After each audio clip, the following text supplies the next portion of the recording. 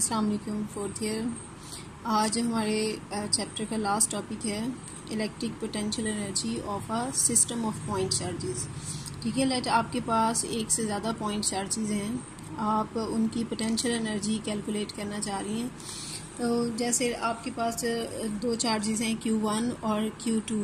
ठीक है, आप जब इनको इकट्ठा करना चाहेंगी, ये इन्फिनिट डिस्टेंस पे पड़े हैं, एक दूसरे को ना ये अट्रैक्ट कर रहे हैं ना रिपेल कर रहे हैं। लेट ये दोनों लाइक चार्जेस हैं, दोनों पॉजिटिव हैं, तो इन दोनों के दरमियान अभी भी कोई फोर्स ऑफ रिपल्जन नहीं है क्योंकि डिस्टेंस इनका एक दूसरे से बहुत ज़्यादा है।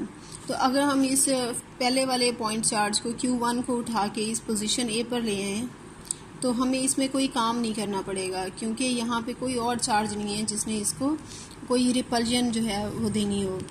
तो इसको यहाँ तक लाने में, यहाँ पे पॉइंट A पे लाने में हमें कोई भी काम नहीं करना पड़ा।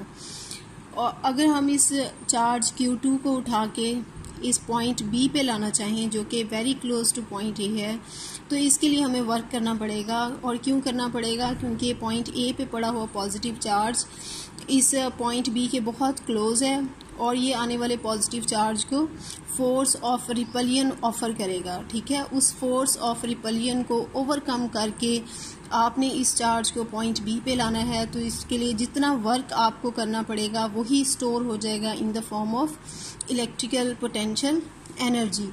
तो ये जो पहला चार्ज है, देखें जो पॉइंट A पे हमने रखा है, इसकी वजह से यहाँ पे एक पोटेंशियल सेट हो जाएगा जिसे हम कहते हैं V1।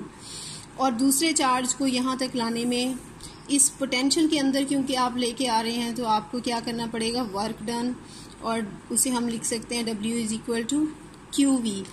अब Q यहाँ पे 2 वाला होगा लेकिन पोटेंशियल जो है वो 1 वाला होगा क्योंकि इसके पोटेंशियल के अंदर हम इसको लेके आए हैं। क्लियर? अब V1 क्या है ये आपको पता है, पॉइंट चार्ज के लिए 1/4πε0 Q/R। तो अब देखिए ऐसे होगा कि जो total potential energy of the system बनेगी वो बनेगी W = Q2V। ठीक है, मैंने अभी समझाया है कि Q2V क्यों आएगा।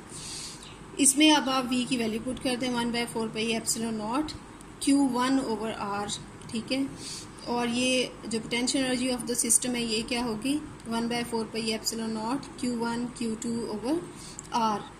अब अगर ऐसे होता कि चार्जेस जो हैं वो ऑपोजिट साइन के होते हैं, अभी तक हमने किया था कि ये चार्जेस सेम साइन वाले हैं, दोनों पॉजिटिव हैं, तो उनके दरमियान क्या हुई? रिपल्जन हुई। तो उस रिपल्जन को ओवरकम करने के लिए जो हमने वर्क किया है वो ज़ाहिर पॉजिटिव वर्क होगा।